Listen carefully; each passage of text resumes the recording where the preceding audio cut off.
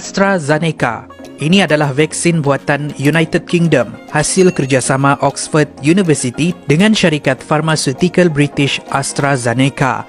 Vaksin ini diiktiraf di hampir 120 negara, termasuklah Arab Saudi dengan keberkesanan 95% menentang varian Delta COVID-19. Malaysia membeli 6.4 juta vaksin AstraZeneca. Apa yang menarik? Pencipta asal vaksin ini iaitu Sarah Gilbert dari University Oxford tidak mahu mempatenkan vaksin AstraZeneca dan dia tidak mahu menerima royalti. Dia mahu berkongsi keuntungan intelektual kepada mereka yang boleh membuat vaksin mereka sendiri dan dia hanya mahu semua orang memiliki vaksin yang diperlukan oleh penduduk dunia sekarang. Dengan itu, AstraZeneca dan Oxford tidak akan mengambil keuntungan menyebabkan harga vaksin AstraZeneca jauh lebih murah dengan kos RM16 sedos, tidak meletakkan harga Yahudi macam vaksin Pfizer. Namun begitu, macam juga vaksin-vaksin yang lain, banyak salah faham yang dikaitkan dengan vaksin AstraZeneca. Kononnya, vaksin ini menggunakan DNA dari monyet yang diubah suai dan kalau disuntik di dalam badan seseorang tu, seseorang akan bertukar menjadi monyet. Jangan risau, kepada mereka yang disuntik oleh vaksin AstraZeneca, anda tidak akan menjadi monyet. Badan tidak akan tumbuh ekor ataupun boleh melompat tinggi sebab elemen yang digunakan disahkan selamat dan berkesan. Elemen yang digunakan bukanlah DNA monyet, tetapi satu virus yang dikenali sebagai adenovirus yang menyebabkan demam biasa di kalangan monyet. Virus ini telah diubah suai di mana ia digabungkan dengan spike protein dari virus COVID-19. Ini tidak membahayakan tubuh badan seseorang. Mencipta vaksin dengan menggunakan kaedah ini bukanlah satu kaedah yang asing lagi di dalam perubatan dan ia telah digunakan untuk bertahun-tahun lamanya, seperti merawat pesakit kanser. Vaksin Pfizer. Di sini saya dengan sukacitanya memaklumkan bahawa vaksin Pfizer BioNTech akan sampai di Malaysia pada 21 Februari 2021. Berasal dari Jerman, vaksin ini diiktiraf oleh hampir 90 negara, termasuklah Arab Saudi. Setakat ini Malaysia membeli 12.8 juta dengan harga sedos dianggarkan yang paling mahal di dunia iaitu RM100 sedos. Untuk mencipta vaksin ini, kerajaan Jerman telah menyalurkan dana sebanyak 440 juta kepada sebuah syarikat dari Jerman yang dikenali sebagai BioNTech. Mereka mengaku mempunyai kadar 93.7 menentang varian Alpha dan 88% menentang varian Delta COVID-19.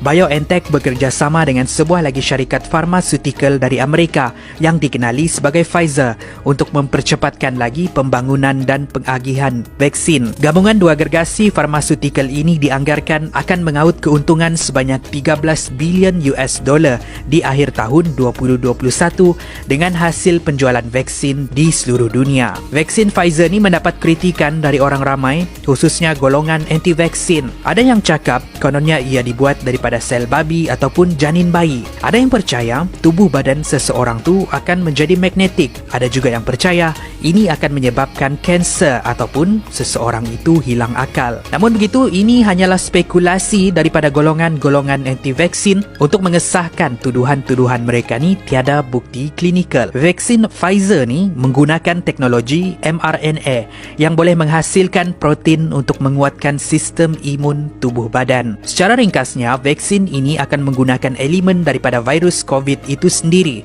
yang dikenali sebagai spike protein. Spike protein ni telah diubah suai di makmal dan akan disuntik di dalam tubuh badan melalui pemberian vaksin. Bila berada di dalam badan, imun badan seseorang tu akan mengenal pasti spike protein ini sebagai virus yang berbahaya. Maka dengan itu, tubuh badan kita akan bertindak balas dengan menghasilkan antibodi baru yang boleh mengenal dan membunuh virus COVID-19 yang sebenar. Bermaksud, kalau seseorang telah divaksin terkena jangkitan COVID, tubuh badan mereka sudah bersiap sedia untuk membunuh virus COVID-19.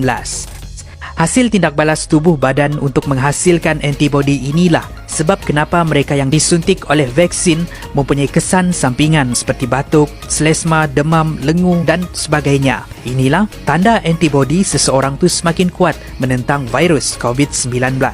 Dengan erti kata lain, kesan-kesan sampingan yang anda rasa tu sebenarnya bagus.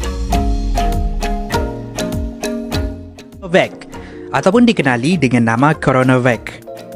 Ini adalah ciptaan syarikat farmasutikal dari China iaitu Sinovac. Dengan harga dianggarkan RM50 sedos, Sinovac hanya diiktiraf di 39 buah negara termasuklah Arab Saudi. Ada tanggapan yang vaksin ini lebih sesuai untuk orang Asia sebab data yang digunakan untuk mencipta vaksin ini ialah dengan mengambil kira pesakit-pesakit dari Asia.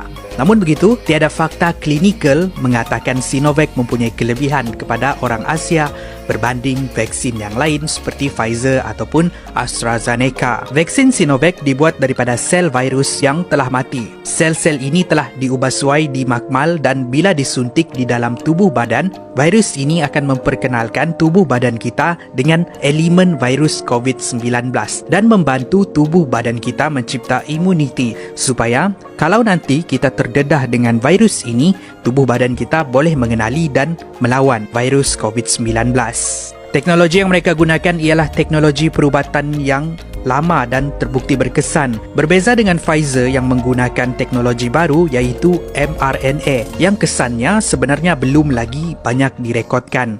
Apa yang menarik, vaksin Sinovac ini hanya perlu disimpan di dalam suhu 2 sehingga 8 darjah Celsius. Ini sesuai untuk penyimpanan dan pengedaran vaksin di sekitar negara kita yang bersuhu panas. Khususnya kalau ia perlu dibawa ke kawasan-kawasan pendalaman. Vaksin ini mempunyai 80 sehingga 90% keberkesanan di dalam menentang penularan COVID di dalam tubuh badan kita. Namun begitu, vaksin ini seperti juga vaksin-vaksin yang lain, ia mempunyai kontroversi yang tersendiri. Apa tidaknya, ketua saintis yang mengetuai ujian vaksin Sinovac di Indonesia, Novilia Safri Bakhtiar, meninggal dunia disyaki angkara COVID-19. Bukan itu sahaja, pada bulan Jun, dilaporkan 10 daripada 26 doktor meninggal dunia akibat COVID walaupun mereka telah menerima suntikan vaksin Sinovac. Jangan salah faham, mereka meninggal disebabkan virus COVID-19 bukannya disebabkan oleh vaksin Sinovac. Insiden-insiden seperti inilah yang membuatkan banyak negara yang masih ragu-ragu dengan keberkesanan vaksin Sinovac.